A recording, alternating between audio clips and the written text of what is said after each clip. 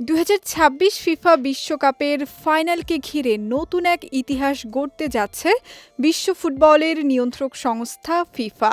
বিশ্বকাপ জয়ের স্বীকৃতি বলতে এতদিন ছিল ট্রফি আর স্বর্ণপদক, তবে এবার প্রথমবারের মতো বিশ্বকাপ জয়ী দলকে ট্রফি ও স্বর্ণপদকের পাশাপাশি দেয়া হবে বিশেষভাবে তৈরি চ্যাম্পিয়নশিপ রিং।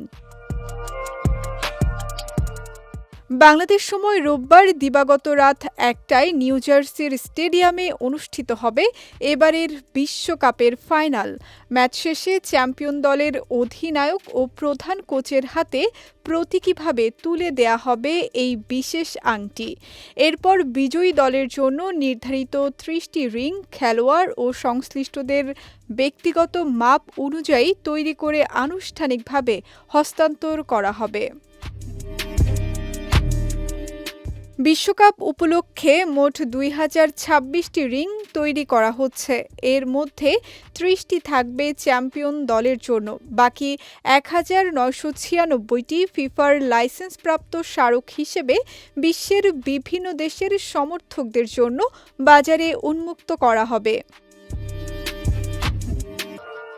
রিংয়ের নকশাতেও থাকছে বিশেষত্ব।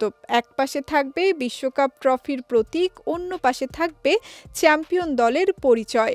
প্রতিটি রিং হবে আলাদাভাবে নম্বরযুক্ত, নির্দিষ্ট ব্যক্তির মাপ অনুযায়ী তৈরি এবং সঙ্গে থাকবে সত্যতা নিশ্চিতকারী একটি সনদ। উত্তর আমেরিকার বিভিন্ন পেশাদার ক্রীড়া লিগে চ্যাম্পিয়নশিপ রিং দেওয়ার প্রচলন বহুদিনের। সেই ঐতিহ্য এবার জায়গা করে নিচ্ছে ফুটবল বিশ্বকাপেও।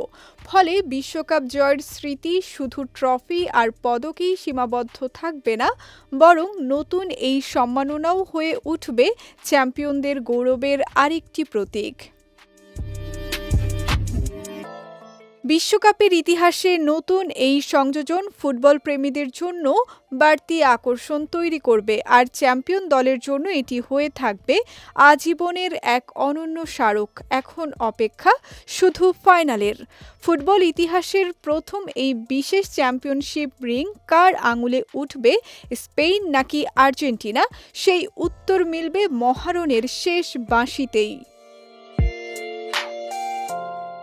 সঙ্গীতা শাহ, বিজয় টিভি নিউজ ডেস্ক।